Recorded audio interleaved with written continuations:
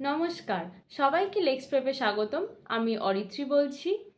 আজ যে ভিডিওটি নিয়ে আমি আলোচনা করব তা প্রত্যেকটি সিইউএলইটি ল অ্যাসপিরেন্টসদের জন্য খুবই গুরুত্বপূর্ণ। এই ভিডিওতে তোমরা জানতে পারবে কম্পিউটার বেসড টেস্টের পদ্ধতি সম্পর্কে তোমাদের একটা সম্পূর্ণ ধারণা হয়ে যাবে। তাই বিস্তারিত জানতে হলে এই ভিডিওটার প্রথম থেকে শেষ পর্যন্ত তোমরা খুব ভালো করে দেখো। একটা স্ক্রিনের মাধ্যমে আমি তোমাদের দেখিয়ে দেবো কম্পিউটার বেসড টেস্ট সিবিটি কিভাবে দিতে হয়। প্রথমেই দেখবে তোমাদের এরকম একটা পেজ ওপেন হবে। মাউসে ক্লিক করার পরে লেফট হ্যান্ড কর্নারে একদম উপরের দিকে দেখতে পাবে সিস্টেম নেম দেওয়া আছে তোমাদের। রাইট হ্যান্ড কর্নারে উপরের দিকে দেখতে পাবে ক্যান্ডিডেট নেম আর সাবজেক্ট নেম দেওয়া আছে। এই দুটো যদি না দেওয়া থাকে তাহলে অবশ্যই তোমাদের ইনভিজিলেটরের সাথে একবার কন্ট্যাক্ট করে নিও। নেক্সট দেখো ইউজার নেম আর পাসওয়ার্ডের অপশন থাকবে। এখানে তোমাদের ইউজার নেম আর পাসওয়ার্ডটা ভার্চুয়াল কিবোর্ডের সাহায্যে লিখতে হবে। এই পুরো পরীক্ষাতে কোনো কিবোর্ডের দরকার পড়বে না, পুরোটাই মাউসের সাহায্যে ক্লিক করে তোমরা প্রত্যেকটা আনসার দিতে পারো। আচ্ছা, ইউজার নেম আর পাসওয়ার্ডটা যখনই তোমরা ইনপুট করে নেবে তারপরে এই লগ ইন অপশনটায় ক্লিক করবে। লগ ইন অপশনটায় ক্লিক করার পরেই এরকম একটা পেজ ওপেন হবে যেখানে জেনারেল ইনস্ট্রাকশনস দেওয়া থাকবে। এই ইনস্ট্রাকশনসগুলো খুব ভালো করে তোমরা পড়ে নিও, এটা জানার জন্য কি পরীক্ষাটা কতক্ষণের হয় আর এই কালার্সগুলোর মানে কি।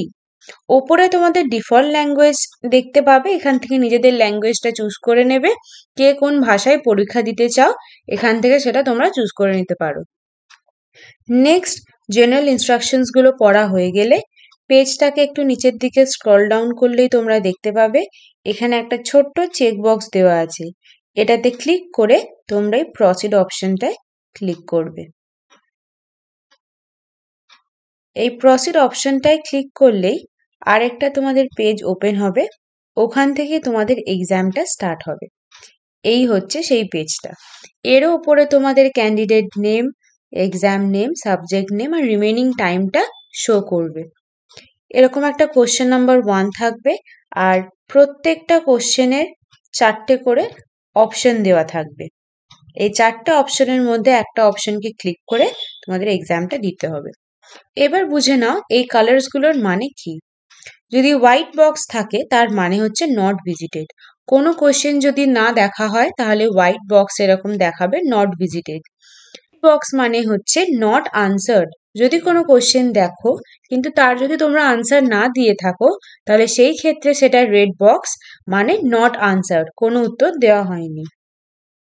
গ্রিন বক্সের মানে হচ্ছে আনসার্ড, মানে কোশ্চেনটা পড়েছো, সেভ আর নেক্সট করেছো আর আনসারটা দেওয়া হয়েছে। নেক্সট হচ্ছে পার্পল কালার সার্কেল, যার মানে হচ্ছে মার্ক ফর রিভিউ, মানে তোমরা আনসারটা দাওনি, পরবর্তীকালে রেখেছো পুনরায় বিবেচনা করে উত্তর দেবে বলে। নেক্সট হচ্ছে পার্পেলের মধ্যে গ্রিন ডট, এটার মানে হচ্ছে answered and mark for review, যার মানে হচ্ছে তোমরা উত্তরও দিয়েছো কিন্তু আরেকবার পুনরায় এটাকে রিচেক করবে বলে আনসারটাকে রেখেছো, তখন এটা পার্পেলের ওপরে গ্রিন ডট দেখায়।